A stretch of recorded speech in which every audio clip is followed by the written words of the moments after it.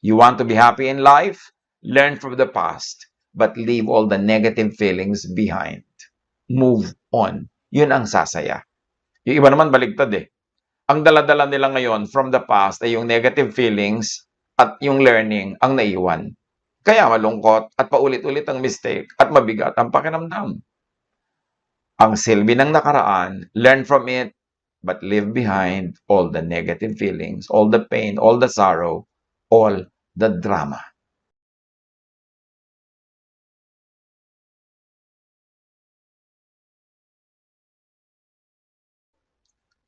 Ecclesiastes 12:13-14.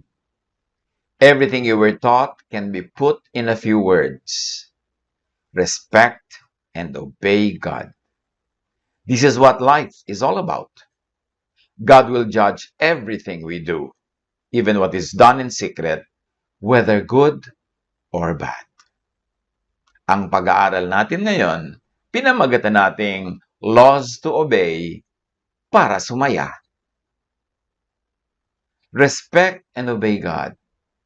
God's law, which first and foremost means God's moral law. As stated, interpreted, and applied by human religious teachers, institutions, religious corporations.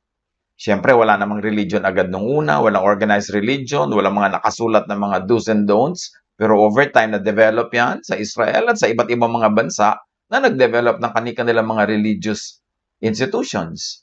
Pero para sumaya ang tao, obey God's moral law. Kasi yan yung mga laws na paglimi-limi, na pag-isip-isip, na interpret, na internalize ng mga generations of people. Na fine-tune nila kung paano nila i-adapt sa buhay nila ang godliness, ang paniniwala nila, at alam na nila na ang pagsunod sa ganito mga alituntunin ang daan para sa maaliwalas na pamumuhay. But we should also take note, maraming teachers or prophets or priests, maraming teachings, prophecies, and priesthoods ay ayaw at actually rejected by God. Hindi como yan ay religious institution, hindi como sikat, hindi como maraming member, hindi como dominant, ay tama.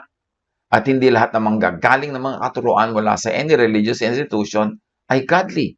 Tulad halimbawa sa Isaiah 44:25, it says that God foils the signs of false prophets and makes fools of diviners, overthrows the learning of the wise, and turns it into nonsense. So kita natin dito na sinasalungat ng Diyos ang gawain maging ng mga ilang religious leaders and teachers and institutions. Jeremiah 14:15, therefore this is what the Lord says about the prophets who are prophesying in my name. I did not send them. Those same prophets will perish by sword and famine. Nakita natin ang mga malilinaw na pangungusap ng Diyos tungkol sa mga nagsasabing sila ay mga propeta. At maraming katuruan na sinasabi nila, yun ang turo ng Diyos. Sabi ng Diyos, I did not send them. Those are false prophets, and they will perish by sword and famine. At lalo na si Jesus, napakarami niya mga sinabi laban sa katuruan ng mga Pharisees. Mark 7:9-13, sinabi pa ni Jesus, ang gagaling ninyo. Para lamang masunod ang inyong mga tradisyon, pinapawalang bisa ninyo ang utos ng Diyos. At marami pa kayong itinuturong katulad nito. Matthew 23:23, woe to you, teachers of the law and Pharisees, you hypocrites! You give a tenth of your spices, mint, dill, and cumin, but you have neglected the more important matters of the law, justice, mercy, and faithfulness. You should have practiced the latter without neglecting the former. So sinasabi ni Jesus na yung mga religious leaders sa kanyang panahon, may maliliit na bagay na pinapalaki at may malalaking bagay na minamaliit. So hindi lahat ng sinasabi nila ay reliable. So, yung pag-respect na yan sa moral law, pinipili din natin. Kasi hindi lahat ng moral laws, hindi lahat ng religious laws ay laws of God. Marami mga moral and religious laws na na-develop lang, na-imbento, o kaya ay na perfect ng mga religious institutions kasi bagay sa panahon, kasi effective sa mga specific times and places. Pero hindi ibig sabihin universal ang application nun at universally effective. Kaya magdahan-dahan din tayo sa pagsunod sa moral law, lalo kung ang pagsunod nito ay nagiging napakahirap, madugo, sobrang sacrifice ang hinihingi sa atin, halos mawala na tayo ng buhay at ikabubuhay sa pagsunod, i-review natin. Baka naman hindi galing sa Diyos, imbento lang ng religion. And of course, may isa pang law na dapat sundin para sumaya ang buhay. Natural law.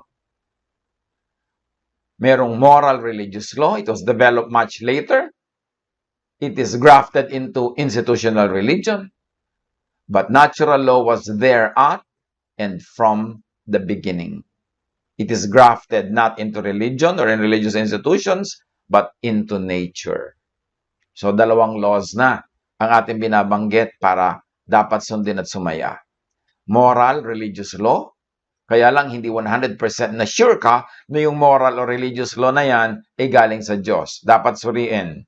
Kasi invento lang naman ng tao ang mga religious institutions, ang maraming mga batas dyan, maraming cheche-boreche na religion, invento lang yan ng mga religious leaders, maaring effective, kailangan for a while, at nakakatulong for a while, but it doesn't mean universally effective yun. Kaya dapat reviewin. But, natural law is universally effective. Why?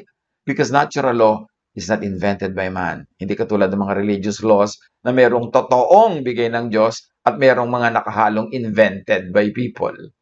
Pero ang natural law, Diyos ang may bigay lahat kasi Diyos ang lumikha ng nature. Hindi naman tayo nakakalikha ng nature eh.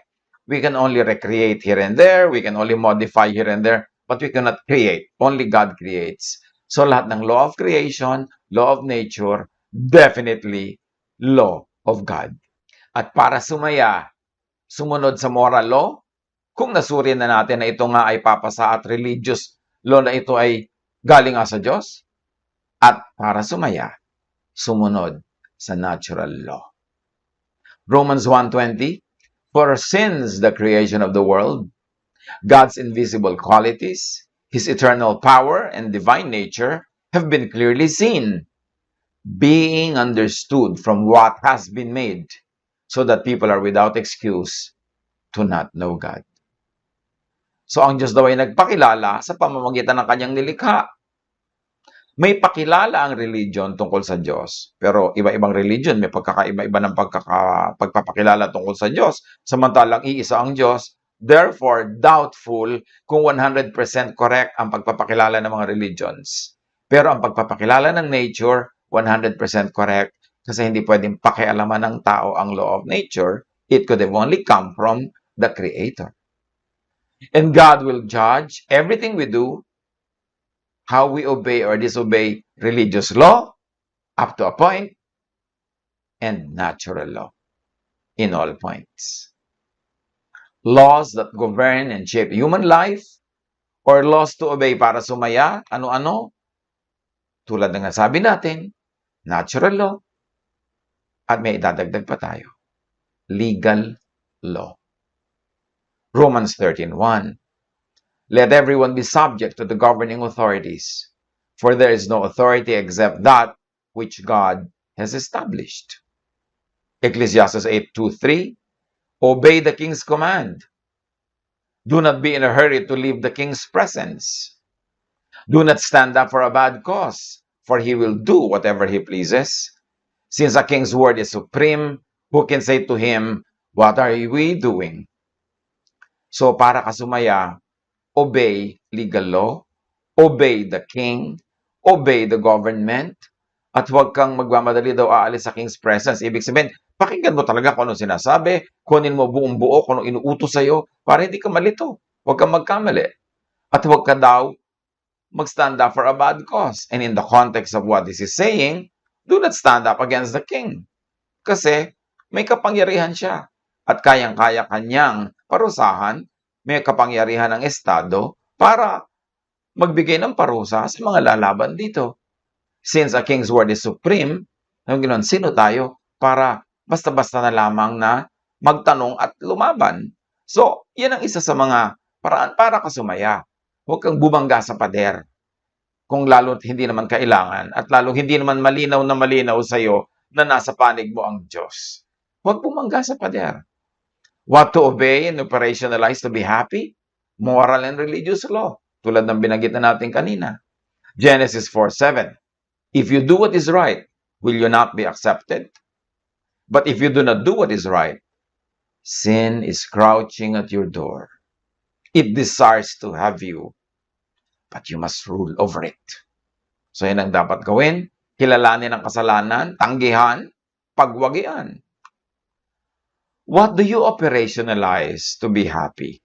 Ano ang iyong papaandarin? Faith. Prayer. Matthew 17:20, he replied, at parang sinasabi niya sa mga you who could not do it, yung dapat gawin, sabi niya kasi bakit hindi namin magawa? Because you have so little faith. Truly I tell you, if you have faith as small as a mustard seed, you can say to this mountain, move from here to there, and it will move.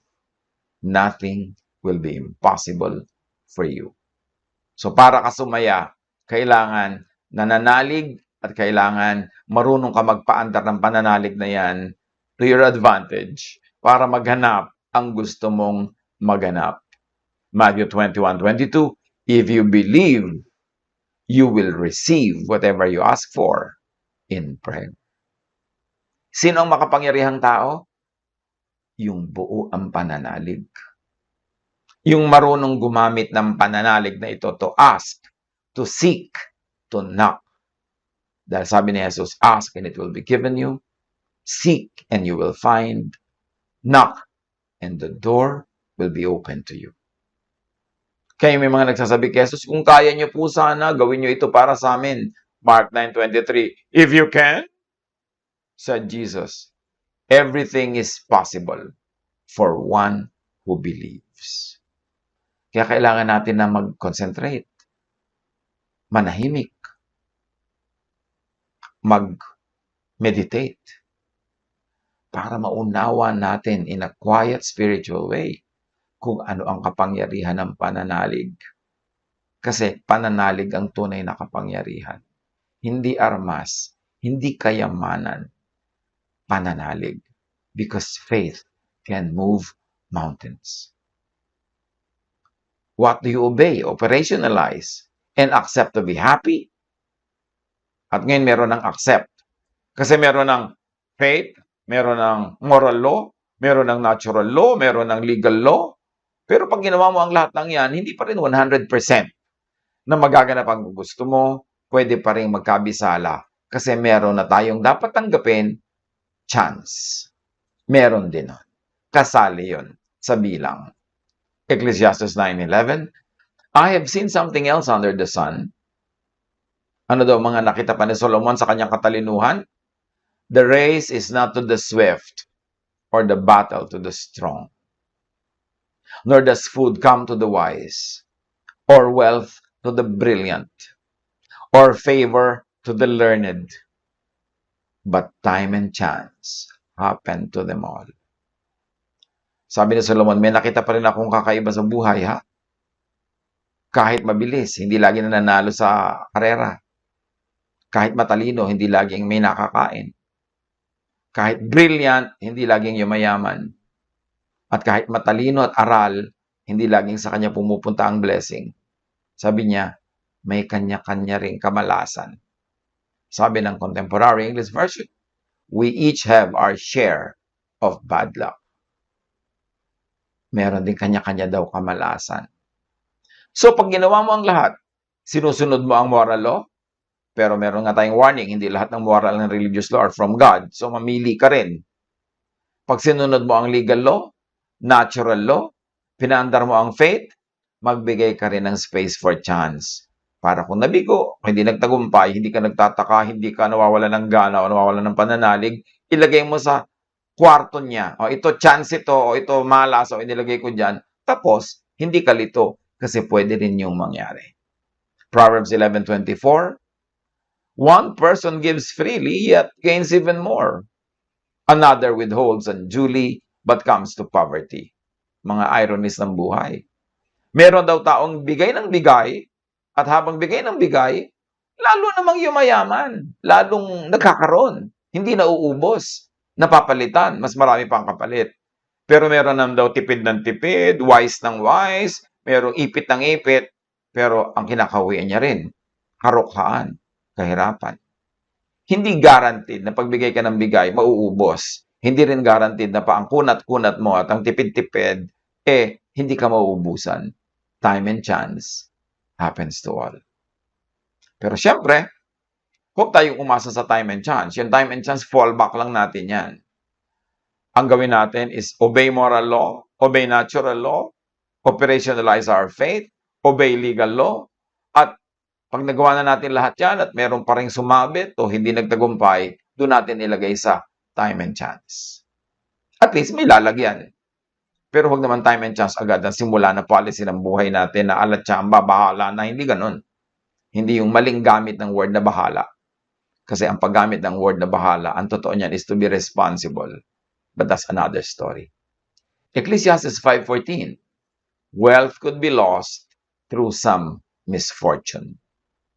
So, pwedeng mangyari ang yaman-yaman mo na, humirap ka pa, walang nakakaalam.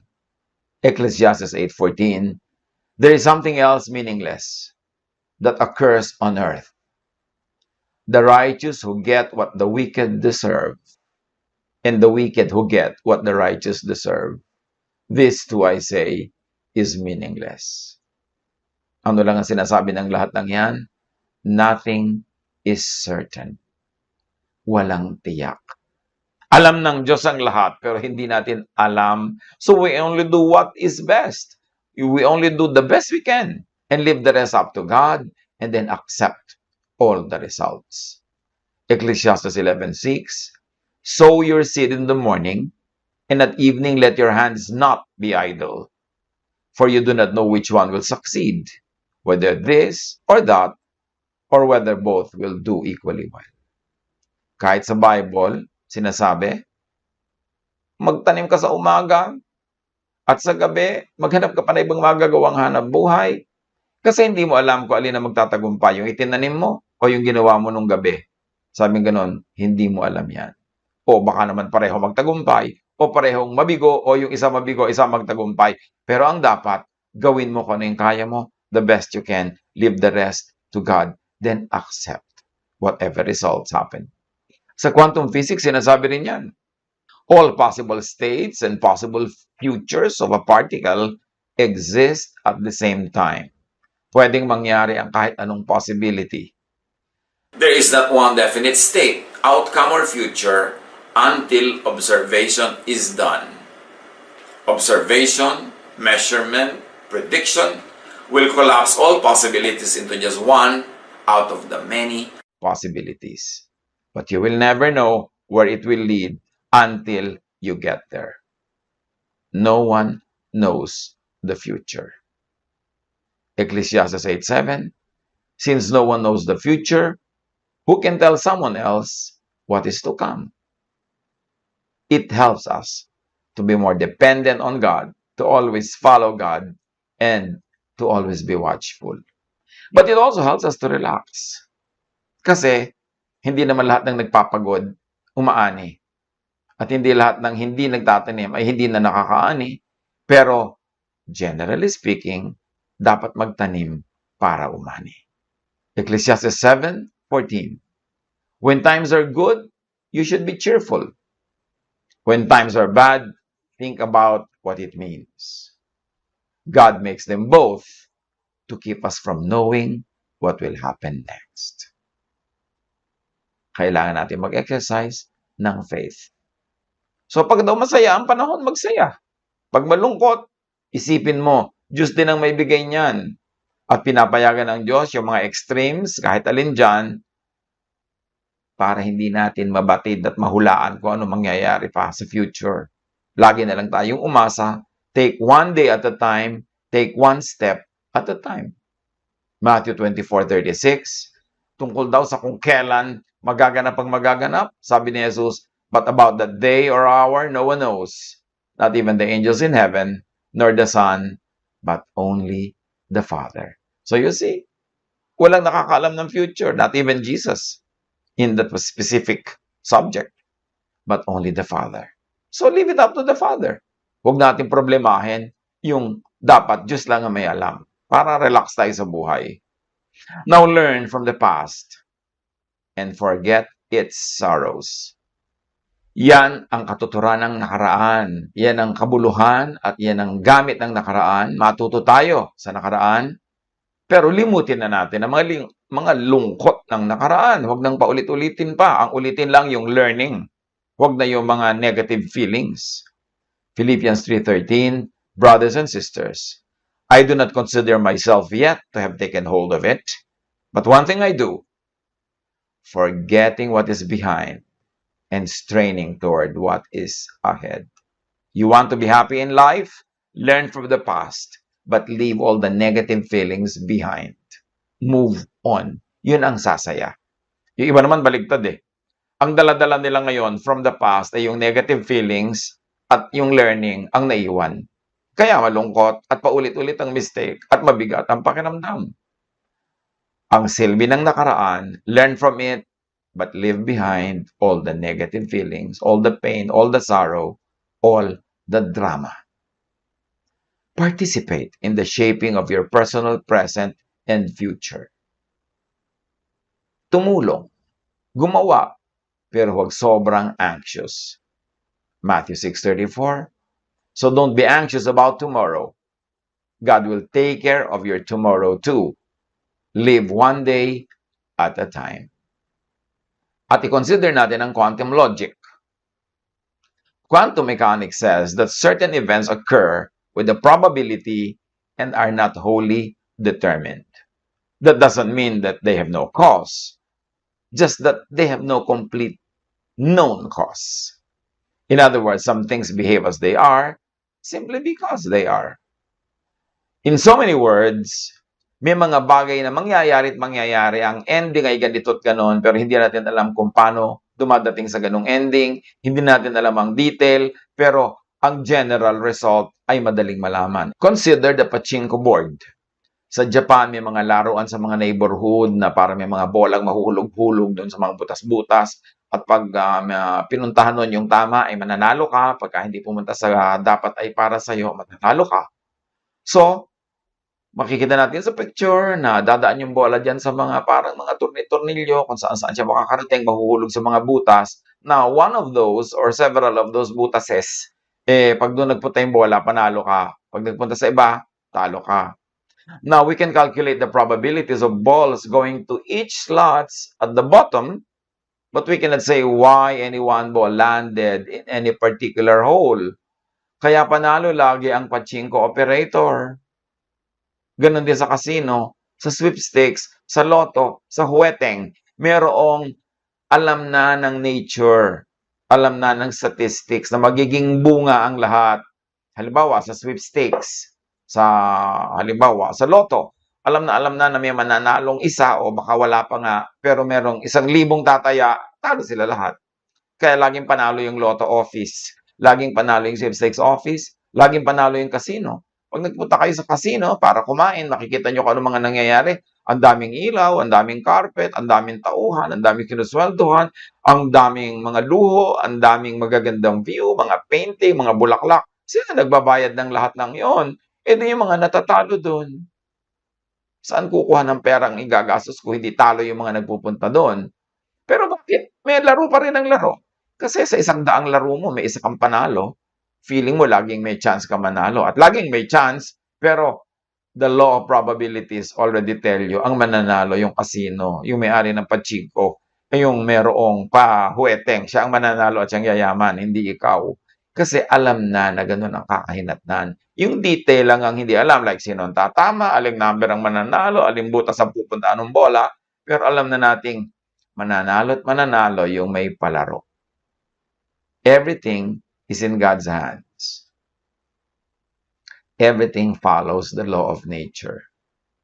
Yung marunong makaunawa ng law of nature at marunong gumamit nito to their advantage, tulad ng mga nagpapaandar ng mga casino, yun ang nakikinabang sa law of nature.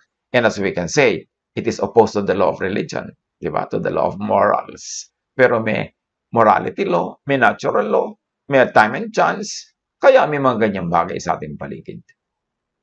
So, everything is in God's hands. We cannot change anything in a significant and general way.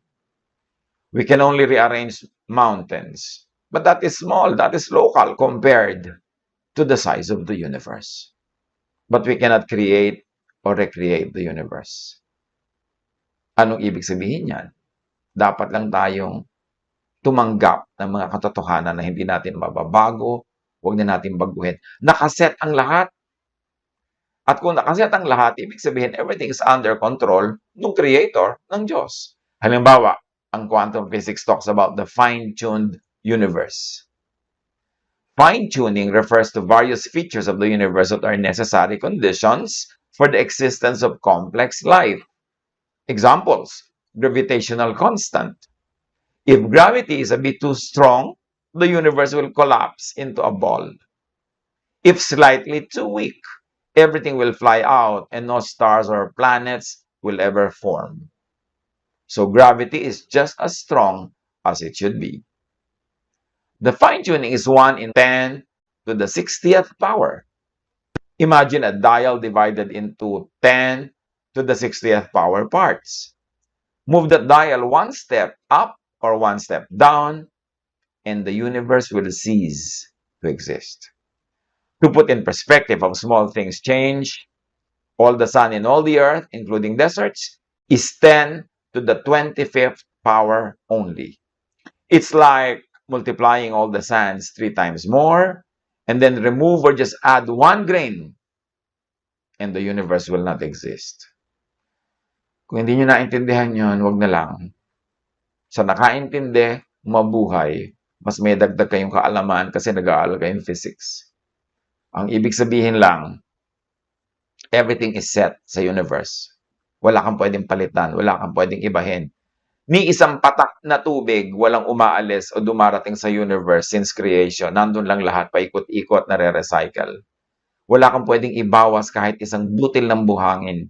Wala kang pwedeng baguhin sa gravity, 1 point up or 1 point down kasi magko-collapse ang buong universe. Colossians 1:17, referring to the Son of God. He is before all things, and in Him all things hold together. The contemporary English version says, God's Son was before all else, and by Him everything is held together.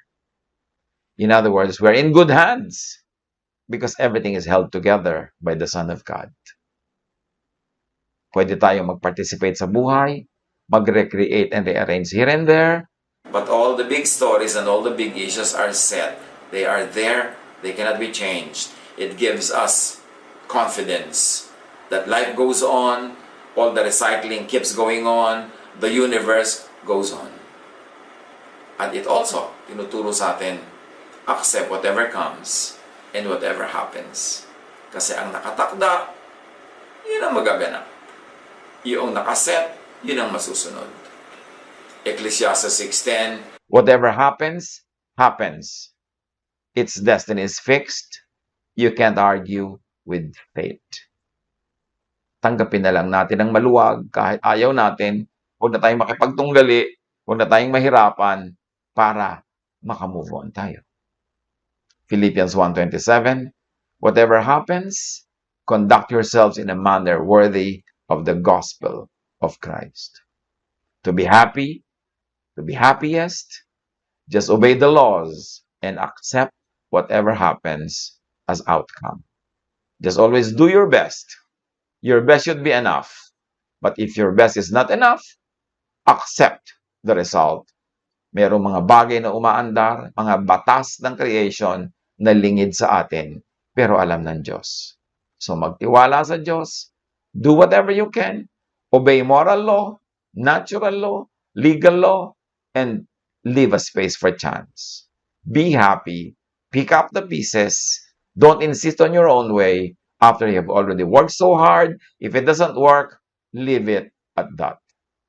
Maging relax tayo sa buhay habang nagsisikap at nagtatrabaho, but not too hard because you cannot change anything anyway. God bless.